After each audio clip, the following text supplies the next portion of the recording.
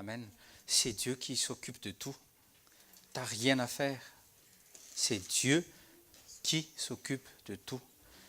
Dans 1 Thessaloniciens, chapitre 5, du 23 24e verset, c'est lui qui s'occupe de tout. Si tu as le Saint-Esprit, il s'occupe de tout. Amen. C'est une bonne nouvelle. Dis à ton voisin, c'est une bonne nouvelle. Donc c'est une bonne chose de fait. Amen. Le cœur, c'est pas à toi de changer le cœur, c'est à lui, doter le cœur de pierre. Il va remettre en toi un cœur de chair. C'est pas un cœur de chair qui va aimer le monde, c'est un cœur qui respire de sa volonté, qui respire de son royaume. Amen. On va lire ensemble 1 Pierre 5, du 8e au 10e verset, au nom de Jésus. Et tu touches tes voisins, soyez sobres, soyez vigilants, parce que votre adversaire, le diable, marche alentour comme un lion rugissant, cherchant qui il pourra dévorer.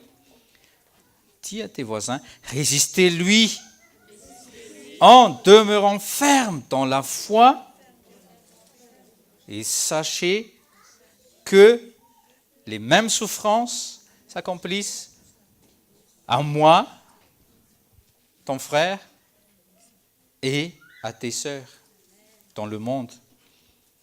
Dis encore à tes frères et à tes sœurs, mais le Dieu de toute grâce, qui nous a appelés à sa gloire éternelle par Christ, après que vous aurez souffert pour juste un peu de temps, vous rendra parfait, affermi, fortifié, inébranlable. Acclamons le Seigneur. Amen. Donc, dans la souffrance, dans notre marche chrétienne, je vous exhorte qu'avec ces paroles-là, il nous a promis que ça va nous rendre parfaits, ça va nous rendre affermis, ça va nous rendre fortifiés, ça va nous rendre inébranlables. Donc ne fuis plus les épreuves et les souffrances. Amen.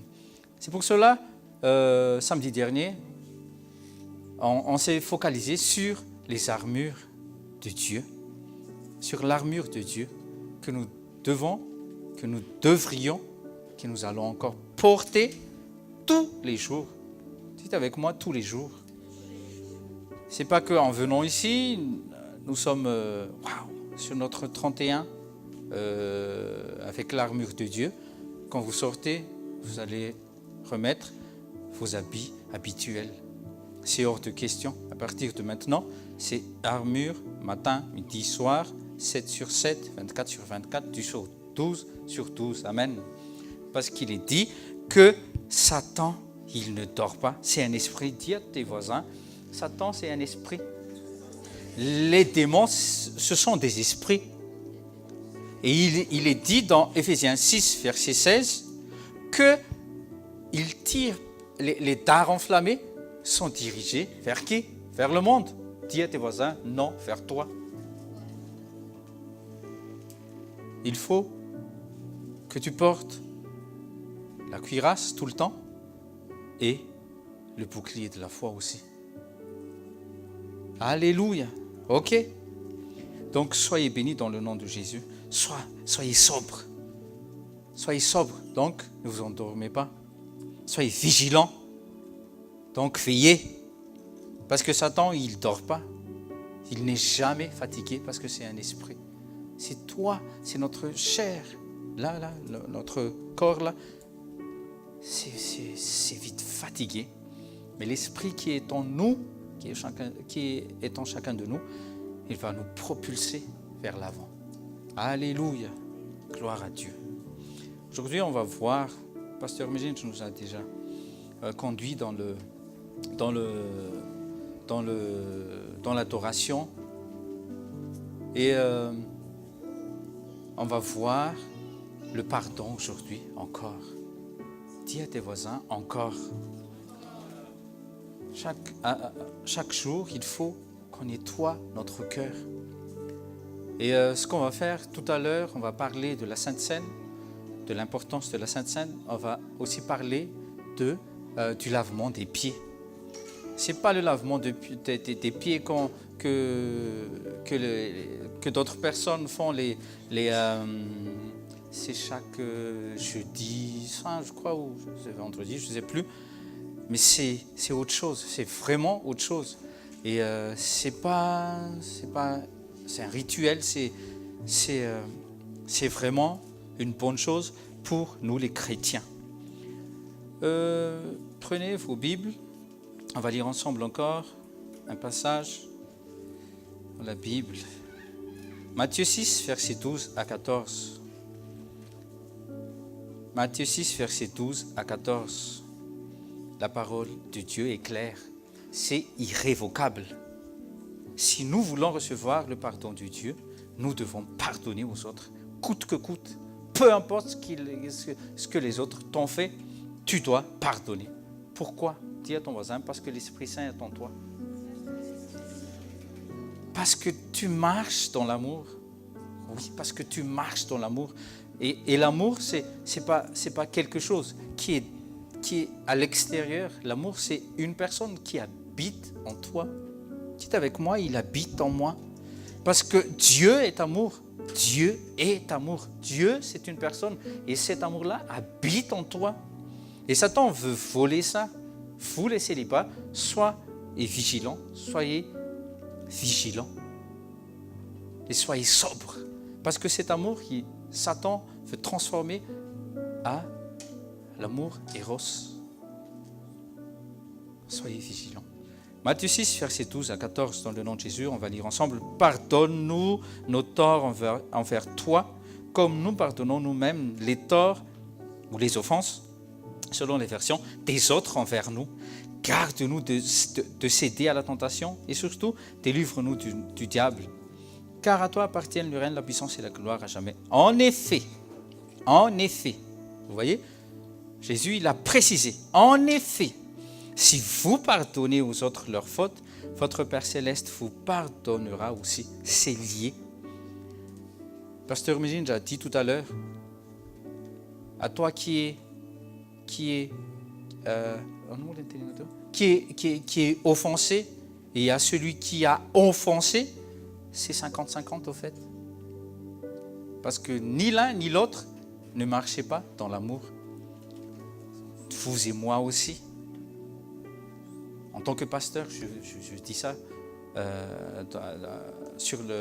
devant le pupitre, que nous allons nous pardonner mutuellement.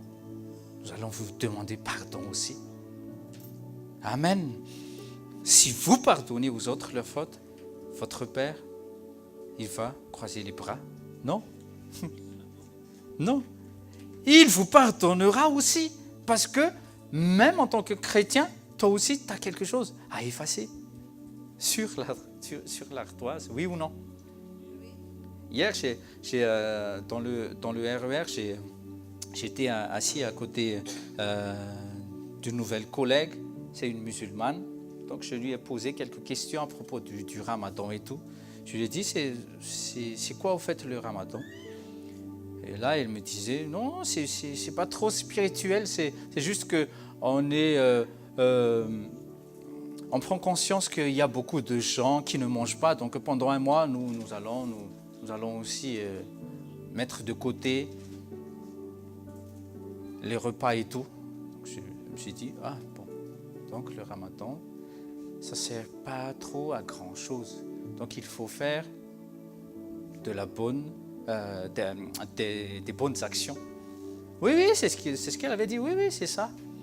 Nous, tu sais, on a 5 piliers dans l'islam et tout ça. Les 5 piliers, c'est un truc, je vais dire, simple. Je lui dis, donc donc votre assurance sur le ciel et tout ça, le paradis et tout ça, ça s'appuie sur les 5 piliers. Oui, elle a dit. Donc, chaque personne, chaque musulman, donc choisit ce qui est bon et ce qui est mal. Oui, c'est ce qu'elle a dit. Donc, c'est bizarre. Mais pour vous, c'est comment? Donc, je lui ai dit, nous sommes tous pécheurs, mais il y a Jésus-Christ qui nous a sauvés déjà. Et il nous a envoyés, il nous a donné le Saint-Esprit afin que nous puissions marcher selon la volonté, selon le dessein de Dieu. Ah, donc comment vous entrez au ciel et tout? Donc, je lui ai dit, il faut déjà croire en Jésus-Christ, pas juste croire en Dieu, mais croire en Jésus-Christ qui est la preuve que Dieu existe, parce qu'il est le premier témoin de Dieu. Et après, il a envoyé le Saint-Esprit pour témoigner de lui. Donc, elle a dit aussi après, non, je lui ai posé la question. Donc, si un musulman rate un de ses piliers, est-ce qu'il va tout de suite en enfer? Oui. Vous voyez, il y a des règles, il y a des lois dans toutes les religions, des rituels. C'est pas sincère, c'est pas vraiment l'amour. Mais nous, quand on jeûne, quand tu pries, on prie pour chercher Dieu, on jeûne pour chercher, pour avoir cette relation avec Dieu déjà, et que l'Esprit du Christ se déteinte sur nous, sur notre esprit, afin que nous marchions dans l'Esprit, afin que nous marchions dans l'amour. Amen. Donc, la capacité de pardonner, il est en chacun de nous. Amen. Dis à tes voisins, c'est en toi. Ne me dis pas, je vais méditer à cela si je peux te pardonner. Non. Ça, c'est faux, ça, c'est un raisonnement fausse. Si tu vas attendre si tu vas attendre encore, et encore, tu vas te donner du temps, je vais te dire, Satan, qu'est-ce qu'il va faire? Il va endurcir de plus en plus ton cœur, et le pardon et l'amour, parce que l'amour et le pardon, c'est uni. Il va t'écarter de cet amour et de ce pardon, et tu vas te retrouver face à face au Seigneur. Tu vas te dire, je suis chrétien, j'ai chassé le diable, j'ai prophétisé tout ça. Il va te dire, hors de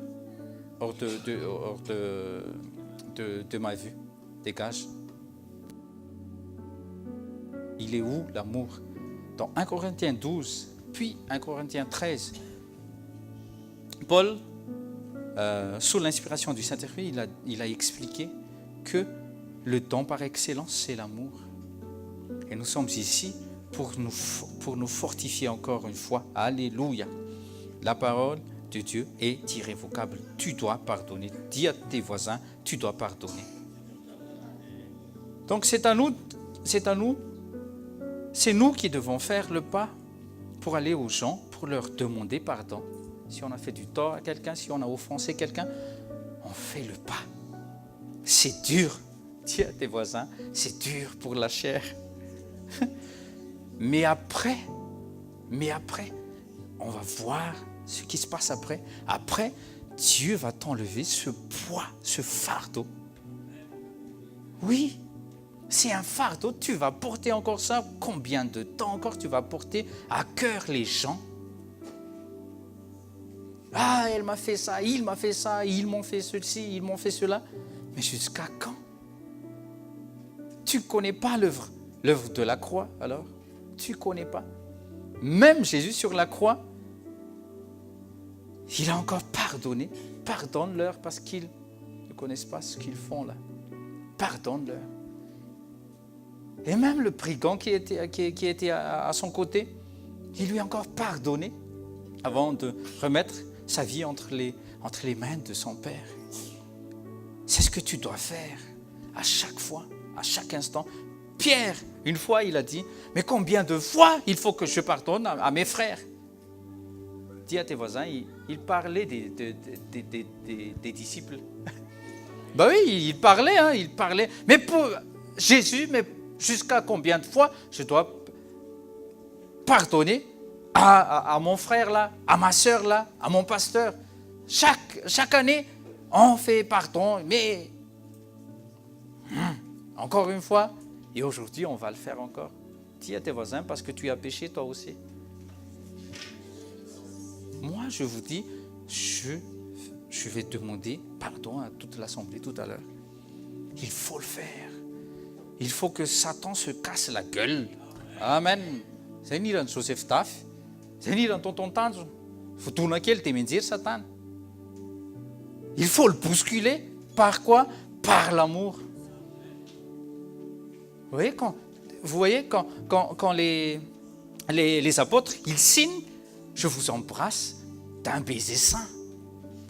Il faut casser la gueule à Satan. Mais si on sort d'ici, c'est toi qui vas te casser la gueule là, je vais te dire, tu vas te casser la gueule. Oui. Non, je ne vous maudis pas, mais c'est toi qui vas te casser la gueule. Toi, tu es censé pardonner, peu importe, dis à tes voisins, peu importe ce qu'ils m'ont fait. Peu importe, c'est Satan qui va se casser la gueule encore aujourd'hui au nom de Jésus. Alléluia. Même si nous ne sommes pas en tort, il faut pardonner aux autres. Parce que toi, tu connais la loi de l'amour. Toi, tu connais l'amour. L'amour, c'est une personne. L'amour, c'est Jésus-Christ. C'est Dieu. Donc, pour que nous soyons irréprochables devant Dieu et devant les hommes, dites avec moi devant les hommes aussi. Ah oui, c'est pas en faisant les bonnes actions, mais en pardonnant aux autres. Alléluia. Il y a une balance dans le pardon. C'est une balance. Vous avez bien entendu la parole de Jésus-Christ tout à l'heure. Si vous pardonnez aux autres, ça, c'est le plateau. Votre Père Céleste aussi vous pardonnera. Donc vous voyez, il y a une balance. Tu ne pardonnes pas, le Père aussi ne te pardonne pas. Tu pardonnes, il pardonne. Qu'est-ce que tu veux? Qu'est-ce que tu veux? Tu veux être pardonné. Ce n'est pas en pleurant, ce n'est pas en allant devant Dieu. Mais Dieu, pardonne-moi. Il va te dire, c'est dans Matthieu, je crois. Je n'ai pas pris le verset, mais c'est à toi de chercher. Avant d'offrir, que ce soit dîme ou offrande, laisse devant l'autel, va voir ton frère. Qu'est-ce que tu vas faire là-bas? Tu vas demander pardon. Tu vas te mettre en ordre devant ton frère. Après, on va se parler, toi et moi. C'est Dieu qui a dit ça, c'est Jésus qui a dit ça. Alors, qu'est-ce que tu vas faire aujourd'hui? Tu vas pardonner ou tu vas encore... Plus tu pardonnes aux autres, plus Dieu, le Père qui est dans les cieux, nous pardonne. C'est ça les miséricordes. Tu dois avoir cette compassion, cette miséricorde, cette bonté qui va être manifestée par les fils. Le pardon, vous allez noter, le pardon, c'est la preuve d'amour que l'on a pour les autres. Beaucoup disent, moi j'aime Dieu, mais après, je déteste celle-là, je déteste celui-là. Dès que je le vois, mon cœur se ferme comme ça. Et je souffle comme ça. Est-ce que tu es vraiment un chrétien? Dis-moi, est-ce que tu es vraiment un chrétien? Peu importe ce qu'ils te font. Peu importe ce qu'ils disent derrière ton dos. Tu lui empoignes les mains. Sois béni au nom de Jésus. Tu l'embrasses d'un baiser saint. D'un baiser saint. Amen. Alléluia. Vous voyez? Les gens qui n'aiment pas pardonner, c'est qu'ils n'aiment pas, point. Les gens qui n'aiment pas pardonner, ce sont les gens qui n'aiment pas, donc qui n'ont pas l'amour. Retenez bien ceci. L'excuse, c'est pas pardonner. S'excuser, c'est pas pardonner. S'excuser veut dire juste, je n'ai pas fait exprès. J'en suis désolé, mais ne me blâme pas. Qu'est-ce qu'il fait là? Pardon. Il s'efforce de se justifier. Il se justifie. Tu sais, j'ai fait ceci parce que... Il y a toujours un parce que. Pourquoi tu n'arrives jamais à dire, pardonne-moi parce que j'ai fait ceci. Pardonne-moi, au nom de Jésus, pardonne-moi. Oui, je suis en tort, mais je m'excuse. Je t'ai fait ceci, mais, pourquoi il y a toujours un mais avec toi? Pourquoi? Alléluia. Gloire à Dieu. Alléluia. Je sais, c'est pas la définition qui sort des dico Larousse. Hein. Non, c'est pas de Larousse ça. Parce que pour Larousse, s'excuser, c'est pardonner. Non. Dis avec moi, non. En malgache, c'est vraiment poignant. S'excuser, mano azafadi. S'excuser, c'est mano azafadi. Fa pardonner, mifuna, mangataka fifuna. Viens avec Dieu et tu dis, excuse-moi Dieu. Hein. Ça, c'est de l'orgueil. Mais pardonne-moi Seigneur, c'est sincère, c'est vraiment de tout ton cœur. Ok. Demander pardon, en revanche, c'est admettre. C'est là la différence. L'autre, c'est admettre. L'autre se justifie. Mais là, demander pardon, c'est admettre qu'on a fait une erreur. Amen. Tout en sachant qu'on mérite une bonne sanction. Et qu'on n'essaie pas de se disculper. Parce qu'on est un bon avocat. Dis à ton voisin, ton avocat devrait être Jésus. Jésus. Et encore Jésus. Ne prends plus aucun avocat. Cherche pas d'autres avocats. Alléluia. J'aime bien les avocats, surtout de Madagascar. Mais j'aime l'avocat que Dieu m'a donné, Jésus-Christ. Amen. C'est succulent. Amen. Alléluia. Donc arrête de lancer des arguments te justifiant. Pourquoi tu as fait ceci? Pourquoi? Non, stop et stop. Stop. Laisse-toi imprégner par l'amour de Dieu. Alléluia. Donc, demander pardon aussi, c'est reconnaître sa faute, se refaire devant la personne à qui on a offensé. On demande pardon. Poliment, oui, bien sûr. Donc, pour nous demander pardon, il est plus... pour nous, demander pardon, c'est plus approprié pour nous, les chrétiens. Donc, arrêtons de dire « je m'excuse ». On demande pardon tout de suite. Comme ça, on touche le cœur des gens.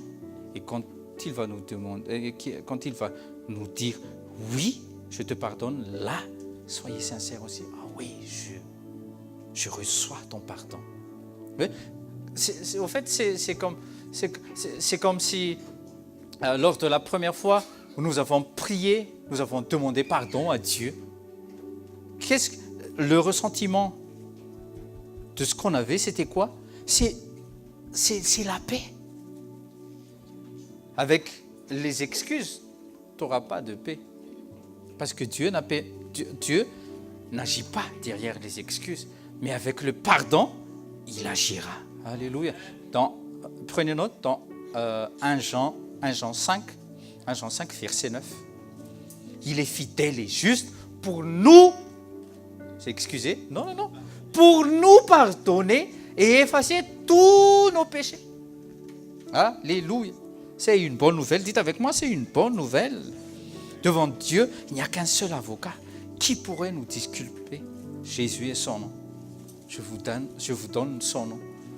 Donc, la prochaine fois où vous avez offensé quelqu'un, demandez l'avocat qui est Jésus-Christ.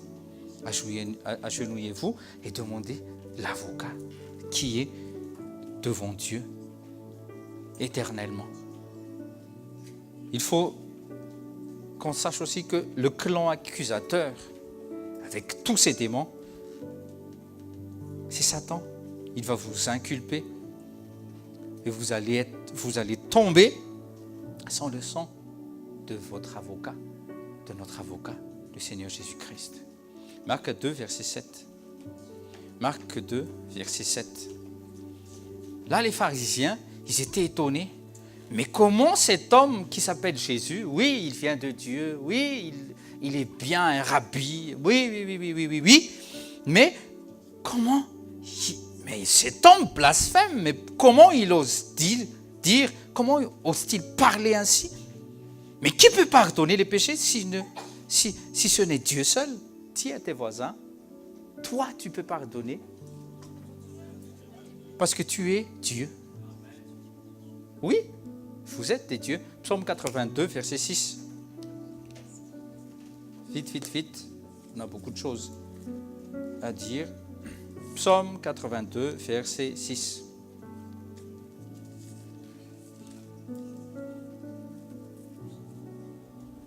Vous y êtes? Vous y êtes? On va lire ensemble Psaume 82, verset 6. On va proclamer dans le nom de Jésus. J'avais dit, vous êtes des dieux, vous êtes tous des fils du Très-Haut. Amen. Vous êtes des fils. Pourquoi nous proclamons, pourquoi nous osons dire que nous sommes des dieux? Parce que l'Esprit du Fils, l'Esprit du Christ habite où? Ici, dans le bâtiment? Non, il habite votre esprit. Vous êtes Dieu. Vous êtes des dieux. Je prêche la parole de Dieu, ce n'est pas le nouvel âge. Non, c'est la parole de Dieu qui dit que vous êtes des dieux.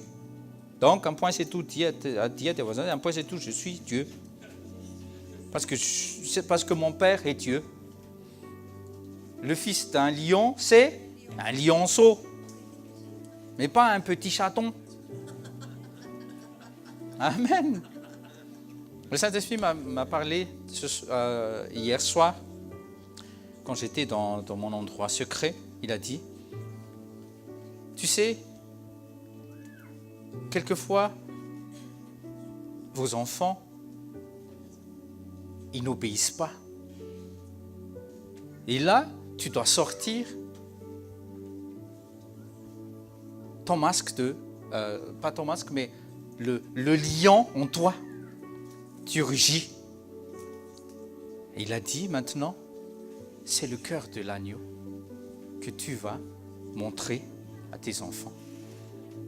Et j'ai raconté à ma femme ce matin, donc ne vous inquiétez plus. Nous ne sommes pas des lions qui vont vous mordre, nous sommes des lions qui rugissent parce que vous y étiez en dehors de la bergerie. On était juste en train de fortifier. Alléluia. Ok? Et maintenant, on ne va pas vous manger. On n'est pas des lions mangeurs de brebis ou d'autres lions. Nous. Non. Maintenant, le Saint-Esprit nous exhorte donc que maintenant, c'est le cœur de l'agneau. C'est le cœur de l'agneau que vous allez voir. Pourquoi? Parce que vous avez tenu bon. Amen. Gloire à Dieu. Vous avez tenu bon. Alléluia. Donc ne vous inquiétez pas. Nous sommes liés par le pardon. Dites avec moi, liés par le pardon. Nous devons pardonner. Dieu nous a donné le pouvoir de pardonner. C'est ce que Jésus a démontré avec la parole là tout à l'heure qu'on vient de lire dans Marc 2, verset 7. Nous sommes liés par le pardon. L'amertume s'installe quand on n'arrive pas à pardonner. C'est quoi l'amertume? C'est comme un cancer qui ronge ton esprit, qui ronge ton âme et qui ronge même le corps. Et ceux qui sont cancéreux, ils sont broyés par le non-pardon. Si c'est vrai, c'est vrai. Donc, quand vous exhortez quelqu'un qui ont des cancers, il faut leur parler avec amour. Il faut que l'amour pénètre le cœur de pierre qu'ils ont eu. Ok? Ok, c'est bon? Parce qu'il y avait l'amertume, il y avait la racine de l'amertume qui se sont bien installés et ancrés dans leur esprit. Et vous seul, vous pouvez les délivrer. Donc la personne devient aigrie, il n'arrive plus à aimer. Et même sa propre personne, il n'arrive plus, la personne, elle n'arrive plus à aimer. Elle n'arrive plus à s'aimer. Oui, c'est là, c'est ça. Elle n'arrive plus à s'aimer. Et à la fin, c'est quoi? C'est le suicide. Oui, c'est ce qui arrive. Donc toi, tu peux délivrer. Dis à tes voisins, tu peux délivrer les gens par amour. Alléluia, parce que l'Esprit de Dieu, qui est amour et qui pardonne, habite en nous, à chacun de nous. Oui, l'amour et le pardon couvrent beaucoup de péchés. C'est dans le livre des Proverbes, il y a ça. Je n'ai pas noté, mais c'est à nous de trouver ça. Alléluia. Donc, arrêtez de dire, je ne pardonnerai jamais mon père, ma mère, mes frères et mes sœurs. Stop. Arrêtez de chanter. Amen. Dis à tes voisins, je t'aime d'un amour éternel. Parce que Dieu a dit qu'il t'aime d'un amour éternel. Alléluia. Ce qu'on va faire maintenant, déjà, est-ce que quelqu'un peut faire pause et on reprend après à remplir avant que nous demandions l'effusion du Saint-Esprit. Donc, c'était en sorte que nous avons renouvelé, oui. Le cœur, c'était le récipient. C'est là que la haine sorte. Les malédictions sortent. Ça vient du cœur. Mais si nous avons bien fait les choses tout à l'heure, si nous avons bien pardonné aux autres, c'est à partir de là que nous allons pouvoir supporter les autres, parce qu'il faut supporter les autres. Oui, tu as un caractère, c'est pas forcément mauvais. Tu as une certaine personnalité, tout comme moi. Peut-être que quelquefois, vous dites, mais pasteur, tu es insupportable. Vous dites ça pareillement avec ma femme, surtout avec l'onction prophétique qu'elle porte. Quelquefois, avec la parole de vérité, c'est une ceinture. Ah, ça c'est insupportable. Qui peut supporter ça? Elle se justifie, il se justifie avec la parole de Dieu, que Jésus aussi a fait ça. Les disciples aussi ont dit, qui peut supporter cette parole? Mais sachez que la ceinture de vérité, c'est comme avec Joshua et Esthéra. Ils sont sages, mais quelquefois, le lion rugisse, quelquefois, la ceinture, paf, sur les fesses. Ben oui, c'est pas que je suis méchant. Est-ce que je suis méchant? Non, parce que je l'aime.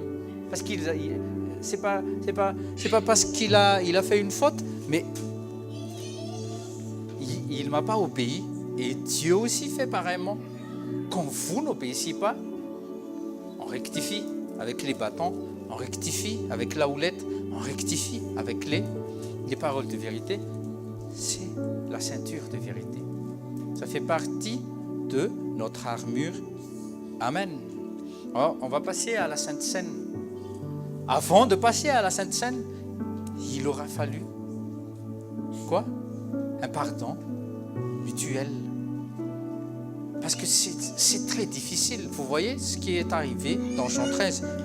Tournez dans Jean 13. Dans Jean 13, c'est la dernière fois où Jésus a mangé la Pâque avec ses disciples. Avant le lavement des pieds, il faut prendre la Sainte Seine ensemble. Mais avant de prendre la Sainte Seine, je ne veux pas qu'il y ait plus de Judas. Ne pense pas que les gens qui ne reviennent plus, ce sont des Judas. Non. Mais moi, je veux manger le corps du Christ. Je veux boire le sang du Christ avec un cœur sincère, avec un cœur propre. Dans 1 Corinthiens, notez juste, dans 1 Corinthiens, à partir du 20e jusqu'à la fin, 21e verset jusqu'à la fin, Paul a dit, il faut que nous jugions nous-mêmes. On va lire rapidement 1 Corinthiens 11.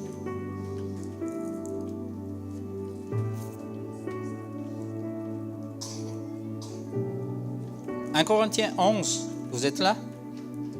1 Corinthiens 11, à partir, tu fais un 3e verset. En effet, au nom de Jésus, en effet, j'ai reçu du Seigneur ce que je vous ai transmis. Il y a une transmission à faire. Chut, chut. S'il vous plaît. Le Seigneur Jésus, la nuit où il a été arrêté, a pris du pain. Et le pain, c'est son corps. Dites avec moi, c'est son corps. Après avoir remercié Dieu, il l'a rompu. Là, juste mets entre parenthèses dans vos notes, Ésaïe 50, verset 6. J'ai donné mon corps. Il a rompu. C'est lui-même qui a donné son corps. Il a donné sa vie. Il a repris sa vie après. Et il s'est ressuscité. Il l'a rompu et il a dit, prenez et mangez. Dans Jean 6, il a dit, mon corps est une vraie nourriture. C'est une nourriture spirituelle qu'on va manger, à part la parole. Ceci est mon corps qui est rompu pour vous. C'est pour ça qu'il est venu en chair et en os. Il est venu avec l'eau et avec le sang. C'est ce qu'on a expliqué hier soir dans Questions-Réponses. Il a pris chair juste de la Vierge Marie. Ok? Il a pris chair afin que, avec son corps qu'il a pris de Marie, il a pris le péché, les péchés, les iniquités et toutes les malédictions. Fortifie tes voisins et dites-lui, dites à elle, tu n'as plus à porter aucune malédiction, aucun péché, ni iniquité. Amen. Parce que Jésus-Christ, celui qui est ton sauveur, celui qui est mort sur la croix, il est vivant maintenant. Il est vivant. Il a porté la même chair que vous et moi, afin que par ses meurtrissures nous sommes guéris, afin que par le sang qui est versé, afin que par l'eau qui est sortie de son côté, nous sommes lavés, purifiés au nom de Jésus. Amen. Donc, ceci, c'est vraiment le corps de Jésus-Christ. Alléluia. Ne crois pas que c'est un rite. C'est une rite, non? Un rituel, un rite. Il a dit, c'est mon corps qui est rompu pour vous. Faites ceci en souvenir de moi. Donc, quand on se souvient de Jésus, on se lève, s'il vous plaît. Les enfants, écoutez bien. Mon français, c'est le plus facile. Je répète ceci. Comme ça, vous allez bien comprendre. C'est le corps de Jésus-Christ qui a été donné. Donc, peu importe le nom de votre maladie, je ne m'en fais plus. Le nom de Jésus-Christ, il est vivant, le nom de Jésus-Christ. C'est le sang pur, c'est le sang dénué de péché. C'est le sang propre du Père qui va couler en vous et en moi. Mais avant, on va manger le corps. Donc prenez le corps et mangez. Mangez, ceci est mon corps. Il a dit Jésus, et recevez la vie divine. Recevez la guérison à 100% dans le nom précieux de Jésus-Christ. Et sois délivré de tout esprit d'infirmité dans le nom précieux de Jésus-Christ. Prenez et mangez.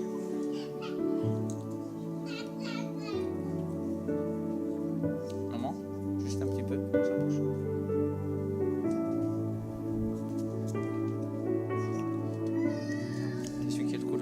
Amen. Vous êtes là? De même, verset 25, de même après le repas, il a pris la coupe. Il a dit, cette coupe est la nouvelle alliance en mon sang. C'est une alliance. Et il a dit aussi, faites ceci en mémoire de moi. Le sang de l'alliance, faites ceci en souvenir de moi, toutes les fois que vous en boirez. C'est pourquoi celui qui mange le pain ou boit la coupe du Seigneur indignement. C'est quoi indignement? Qu'est-ce que le Saint-Esprit voulait en venir?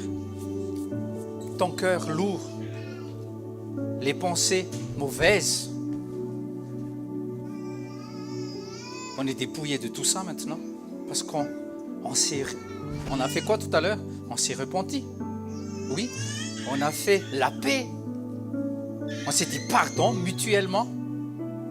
Et tu as pardonné, tu m'as pardonné. Alors, bienvenue à table. Prenez la coupe et sachez que ceci c'est le sang de Jésus-Christ. Seul le sang de Jésus-Christ peut effacer tous les péchés. Et en buvant le sang de Jésus-Christ, ça va agir dans notre cœur. On va donner place à ce sang dans notre cœur. Et ce cœur va changer à jamais. C'est un cœur qui est le cœur de Christ. Amen. Prenez alors et buvez et soyez en paix au nom de Jésus. Que le sang de Jésus-Christ vous purifie, vous sanctifie. Ne vous culpabilisez plus, jamais, jamais, jamais. Ne dites plus jamais, je vais au culte, je vais assister au culte quand j'aurai fait ceci. Non, c'est en venant au culte, en mangeant le corps du Christ, en buvant le sang du Christ, que vous allez être lavé. Amen. Prenez place dans le nom de Jésus.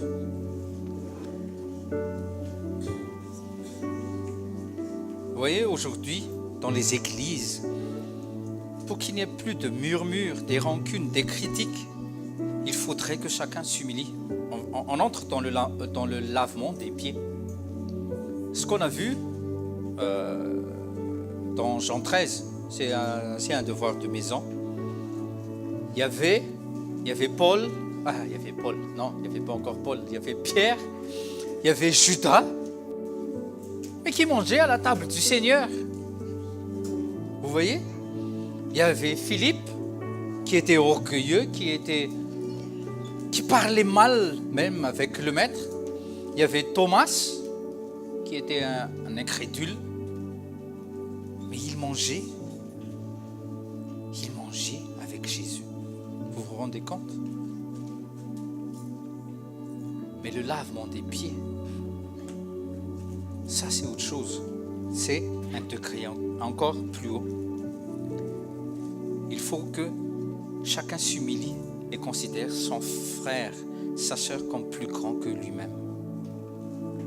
C'est pour ça que tu dois supporter ta sœur, tu dois supporter ton frère, tu dois me supporter, tu dois la supporter en tant que pasteur. Oui. Oui ou non? Je ne vous force pas, mais c'est vrai. Nous voudrions hériter le ciel. Mais si moi j'arrive à te pardonner, mais toi tu n'arrives pas à me pardonner, à qui la faute après? Parce que moi, je vais régler tout ça devant Dieu. Mais toi, tu vas rentrer et tu vas dire, parle pour toi-même. Moi, je ne vais pas te pardonner. Taraikyo, oui. On va se voir devant la porte du ciel.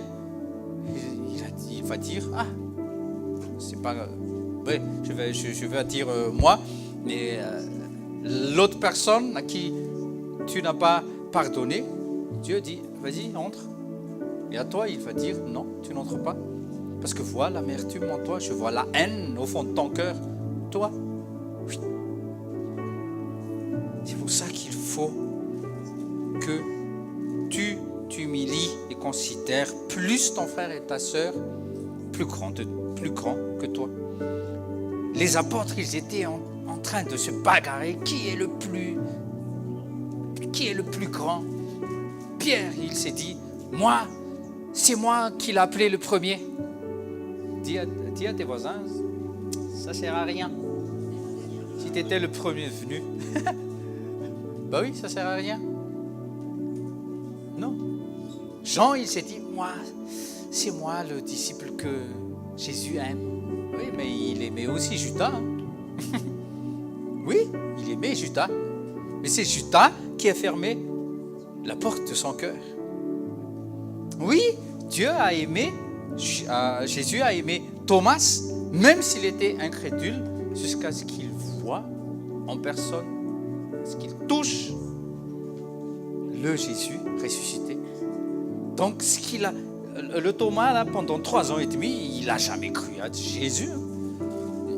Tout ce qui est rentré là, sortait là. Il n'a jamais dit comme Pierre. Pierre, dès que Jésus entra dans sa barque, en faisant le premier miracle là, avec les apôtres, la pêche miraculeuse, tout de suite il s'est reconnu. Qu'est-ce que tu fais avec moi, maître? Tu es réellement Dieu. Après, il a encore dit, tu es vraiment le Christ, tu es le Fils de Dieu. Mais Thomas, il n'a jamais dit ça. Il était incrédule jusqu'à la fin. Même Jésus, il est ressuscité. Il dit, non, je ne crois pas qu'il est ressuscité. Pourtant, il était un apôtre. Il n'a jamais su, et il n'a jamais cru à Jésus que lorsque Jésus s'est apparu au milieu d'eux. Là, il s'est dit, oh, c'est toi mon Dieu, oui, c'est toi mon maître. Oui, c'était pas trop tard. Donc, il n'est jamais trop tard pour croire en Jésus-Christ. Amen. Alléluia. L'attitude d'humiliation éviterait bien des conflits. C'est pour ça qu'on vous dit qu'il y a quelque chose qui ne va pas, va vers la sœur, va vers le frère, va vers vos pasteurs. T'es né du se lève l'église. Ça passe pas le Rav Toutou. Ça passe pas. Aidez-moi à passer. On va pas dire va aller vomir, non, on va t'aider à faire passer. Non, parce qu'ici il y a aucune parole de Dieu qu'on va te dire, ok, tu vas vomir. Non, on se dit, il faut que ça passe. Parce que ça va te faire du bien. Ok. Donc, l'église doit être une église forte. Une église qui est liée par l'amour. Dites avec moi, liée par l'amour. Tous les chrétiens doivent former un bloc face à l'attaque de l'ennemi. Toi, tu n'es pas mon ennemi. Toi, tu n'es pas mon ennemi. Tu es mon allié. Oui ou non? Vous êtes notre allié. Le Saint-Esprit est là pour nous aider. L'humilité, la simplicité de cœur. Oh, le diable essaie de voler tout ça. Il faut être humble. Il faut porter le manteau d'humilité de Jésus-Christ. C'est un grand roi, c'est le roi des rois, c'est le Seigneur des seigneurs, mais il est venu sur cette terre pourrie pour te sauver, toi et moi. Pour nous sauver, toi et moi, pardon. Il faut enlever les manteaux d'orgueil, de supériorité. Moi, je suis pasteur, donc je peux tout dire. Moi, je suis ancienne, moi, je suis évangéliste, moi, je suis apôtre, moi, je suis prophète, donc je peux tout te dire. Non, dites avec moi, non. Je dois te respecter. Même nous, les pasteurs, on devrait vous respecter plus. Vous allez nous respecter plus. En fait, c'est mutuel. Tout le temps, c'est mutuel. En 1 Corinthiens 12, nous sommes le corps de Christ. Le visage a besoin de ses 2 mains. Parce que sinon, il y a la bave là. Il y a la bave qui vont pousser. Les crottes de nez. Mais tu ne peux rien faire sans les mains. Oui, c'est vrai ou pas? Tu ne peux rien faire. Vous les filles, vous auriez des cheveux et bourrifiés comme ça. S'il n'y avait pas les mains. Oui. Pareil pour tous les corps, mais on va juste prendre quelques membres du corps. Humilie-toi. Amen. Donc, le lavement des pieds, c'est un acte d'humilité et que seuls les serviteurs font à leur maître. Mais ici, dans Jean 13, c'était le maître qu'il faisait aux apôtres. Dans 1 Samuel 25, verset 41, juste pour un verset qui nous intéresse, 1 Samuel 25, 41. Qu'est-ce qu'il est dit? Aussitôt, elle se prosterna le visage contre terre et dit, Je suis prête à être une esclave pour laver les pieds des serviteurs de mon Seigneur. Donc le lavement des pieds, c'est l'œuvre d'un esclave. Vous voyez, on s'humilie devant la personne. Ce n'est pas juste une rite, catholicisme ou protestantisme ou icisme. C'est biblique. C'est dans Jean 13. Et pourquoi on s'humilie aussi? Parce qu'il y a quelque chose qu'on reçoit à travers le lavement des pieds. Jean 13, verset 8. Quand Jésus, il s'essaint d'un linge, il a pris un seau d'eau et tout, il a commencé à laver les pieds des apôtres. Pierre, il a dit, non, tu ne me laveras pas les pieds. Sûrement pas. Et qu'est-ce que Jésus a dit? Si je ne te lave pas, il n'y a plus rien de commun entre toi et moi. Tu veux pas être lavé tes pieds? Donc tu n'auras plus rien entre toi et moi. C'est Jésus qui le dit. Oui, Jésus n'est pas là. Mais ce sont les mains de vos pasteurs qui vont aller vous laver les pieds tout à l'heure. Amen. On va se laver les pieds. C'est une communion. Ça veut dire qu'on a un même cœur, même esprit, même pensée. 1 Corinthiens 12. On est baptisé d'un même esprit. C'est le même sang qui coule en nous, le sang de Jésus-Christ. C'est le sang d'un fils. On reconnaît un fils par l'ADN. Oui ou non? Par son ADN. Et l'ADN de Jésus-Christ, l'ADN du Père, c'est notre ADN maintenant. Peu importe si c'est O+, ou A, B, C, D, X, Y, Z, la classification du truc là, un groupe sanguin. Mais l'essentiel, c'est que réellement, en esprit et en Jésus-Christ, nous sommes fils de Dieu. L'Esprit Saint habite en nous et le sang de Jésus-Christ, le sang du Fils coule en nous. Donc, n'aie plus peur d'aucune maladie, AVC, tout ce qui concerne le sang. Amen. La vie divine coule en vous. Luc 4, verset 44 à 50.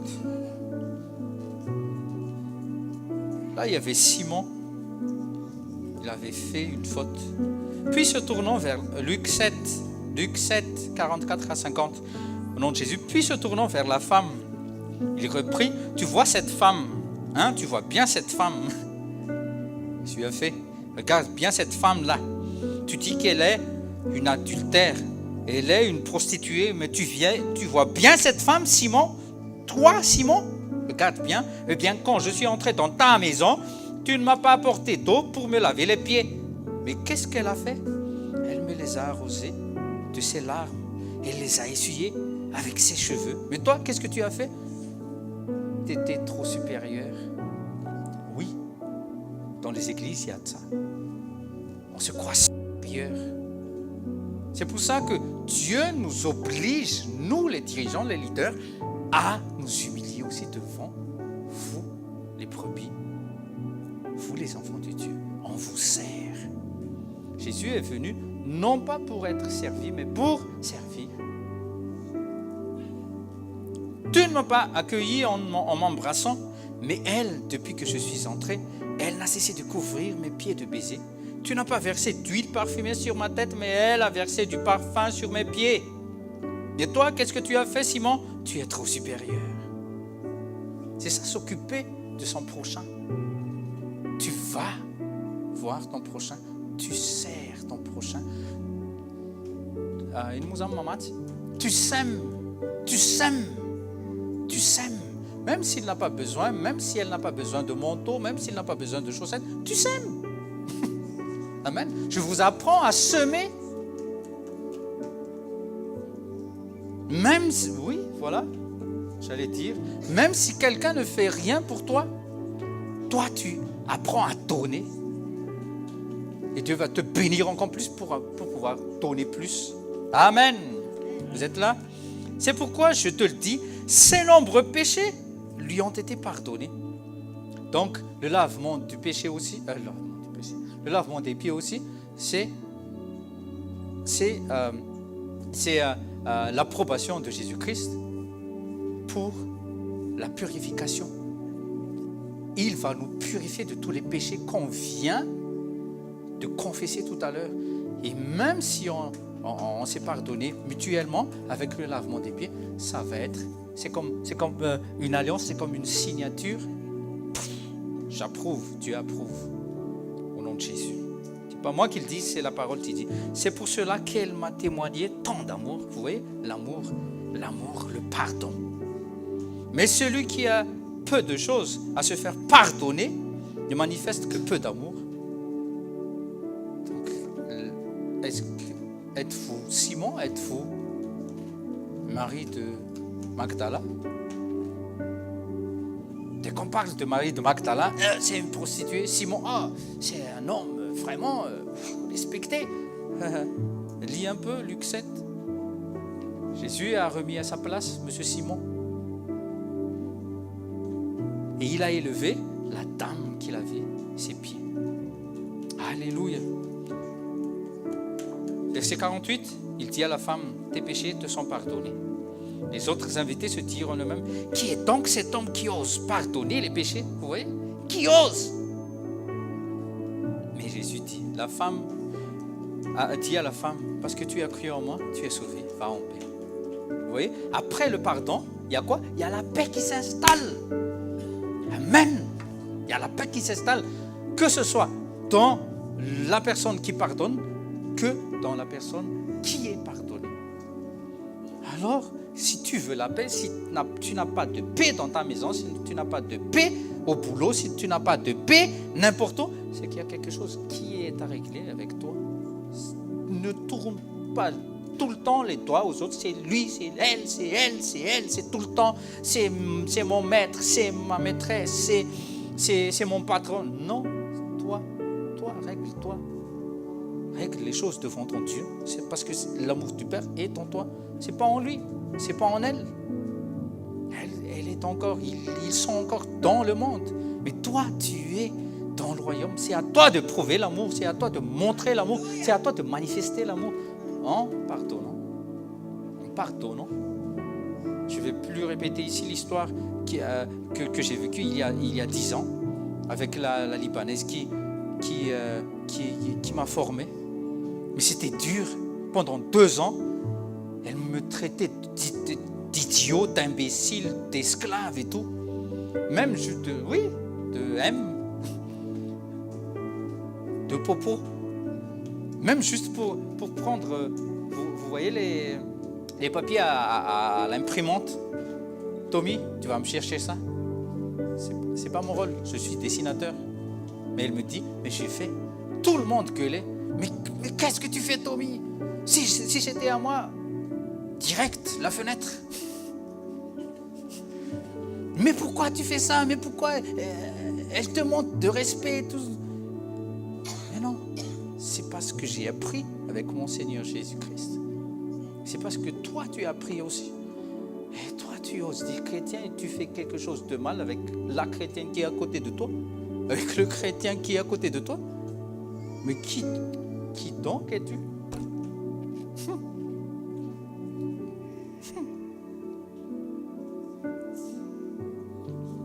Le pardon et le lavement des pieds aussi sont liés. Donc demander pardon fait preuve d'humilité aussi. Vous voyez, c'est lié. Pardonner la Sainte Seine et le lavement des pieds. Et quand Jésus a dit, je te pardonne, mais maintenant, va et ne pêche plus. Donc préserve. C'est pas à Dieu de préserver ton cœur, c'est à toi de préserver ton cœur. Même si tu as donné ton cœur à Jésus-Christ, le gardien de ton cœur, c'est toi. Proverbe 4, notez, Proverbe 4, verset 20 à 23. Préserve ton cœur. C'est à toi de veiller à ton cœur. C'est pas, mais il ne me faut pas aussi parler comme ça. Mais j'étais offensé parce que tu m'as parlé comme ça. Mais tu ne vis pas ma vie. Et moi aussi, je ne vis pas ta vie. mais je garde bien mon cœur. Toi aussi, tu dois bien garder ton cœur. Même si Satan entre en forcine dans ton cœur, il entre dans une porte, il glisse comme sur un sol savonneux. Fiou, dehors. Amen. Il ne va pas trouver quelque chose à agripper. Ah, ça c'est la haine. Je vais rester un peu. Quand il reste, il détruit. Parce qu'il est venu pour quoi? Pour voler, détruire et, le plus pire, tuer. Donc il ne s'arrêtera pas tant que tu ne seras pas tué et tu ne seras plus tué. Il faut évacuer toutes les haines, pas en criant, mais en manifestant l'amour. Genèse 18, verset 4. Genèse 18, verset 4. Ce n'est pas nous qui avons commencé le lavement des pieds. Genèse 18, verset 4. Vous y êtes? Vous y êtes? Genèse 18, verset 4, au nom de Jésus. Permettez qu'on apporte un peu d'eau pour vous laver les pieds et reposez-vous sur cet arbre. C'est Abraham qui a lavé les pieds de Dieu qui était en visite. Vous voyez ça? Genèse 18. Et on ne va pas lire, mais dans Genèse 18, verset 10, qu'est-ce qu'il a eu après le lavement des pieds? Abraham a eu la promesse qu'un enfant lui sera accordé. Peu importe toutes les prophéties qui ont été dites à propos de votre vie, après le lavement des pieds, dans le nom de Jésus, toutes ces prophéties vont vous atteindre au nom de Jésus. Pendant 25 ans, il était en train d'attendre Abraham. Il est où Isaac? Il a fait un enfant avec Agar, Ismaël. Mais 25 ans plus tard, Dieu est venu. Dieu est venu et Abraham a eu la sagesse. Je vais vous laver les pieds. Verset 10, 6 versets plus tard, il a eu l'approbation de Dieu. Tu auras un fils. Isaac sera son nom. Je proclame encore que toute chose stérile dans votre vie change en fertilité dans le nom précieux de Jésus-Christ. Amen. Vous êtes fils d'Abraham? Oui. Peut-être pas avec l'ADN, non. Mais par la foi. Vous êtes héritier d'Abraham par la foi en Christ. Alléluia. Donc, vous voyez, l'Église constitue le corps du Seigneur Jésus-Christ. C'est ce qu'on vient de se souvenir tout à l'heure. Que quelqu'un descende et prépare l'eau, s'il vous plaît, la salle en bas, parce qu'on va le faire en bas. Donc, nous sommes le corps du Christ. Dites avec moi, je suis membre du corps du Christ. Or, où se trouvent les pieds? Est-ce que mes pieds sont là? Non. Ils sont attachés à la tête, au corps. Ils font partie du corps, mes pieds. Donc, qu'est-ce qui est dit dans la Bible? Répète avec moi. Dieu a mis toutes choses sous les pieds du Christ. Vous verrez ça dans Hébreux, dans le livre des Hébreux. Donc, Dieu nous montre où nous sommes assis. Nous sommes assis dans les lieux célestes. Nous sommes assis où? En Christ. Nous sommes en Christ. Donc nous sommes à côté, parce que Christ, Dieu, le trône de Dieu est là, et Christ est à la droite de Dieu le Père. Et si nous sommes assis en Christ, nous sommes assis à droite du Père. Alléluia. Les pieds de Christ font partie du corps, oui ou non? Oui ou non? Donc, par voie de conséquence, toutes choses ont été mises sous nos pieds.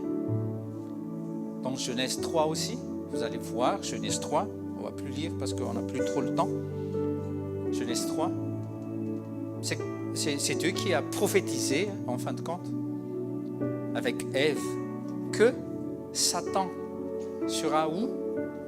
Sous nos pieds, sous le pied de sa postérité. il parlait déjà la postérité du Christ. Dieu est l'alpha et l'oméga. Il parlait déjà de l'oméga, de ce qui va arriver. Et tout ce qui est en Christ, de Corinthiens 5, 17, tous ceux qui sont en Christ, c'est comme si Christ lui-même écrase la tête du serpent ancien, du dragon, qu'on appelle Satan. Donc n'aie plus peur de Satan, s'il vous plaît. Regarde à tes côtés, à tes voisins. N'aie plus peur de Satan. Qu'est-ce qu'avait dit Pierre? Pierre a dit quoi? Qu'est-ce qu'il faut faire avec Satan? Qu'est-ce qu'il faut faire avec Satan? Résistez-lui. 1 Pierre 5, verset 8 à 12, c'est ce qu'on vient de lire. Résistez-lui. Alors, selon lequel je vais relire et fais pareil. 1 Pierre 5.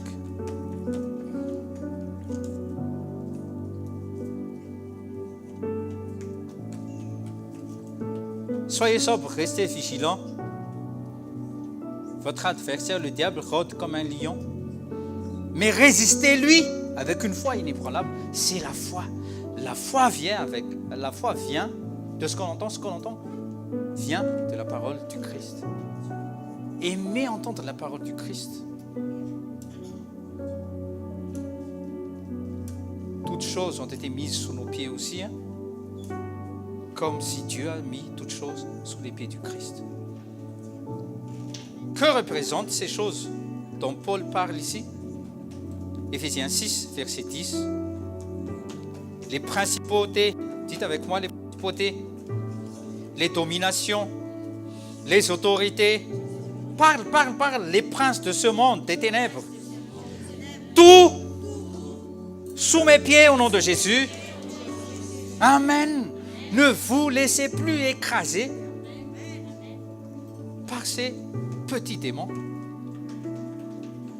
Toute puissance de l'ennemi est sous nos pieds. Toute puissance de l'ennemi est sous nos pieds. Sous l'Église du Christ, sous l'Église du Christ, sous le corps du Christ. Alors ne soyez plus des faibles. Vous n'êtes pas des faiblards, vous êtes des forts. Alléluia. Prenez votre responsabilité à partir de maintenant. Dans votre maison, dans votre famille, prenez votre responsabilité. Amen.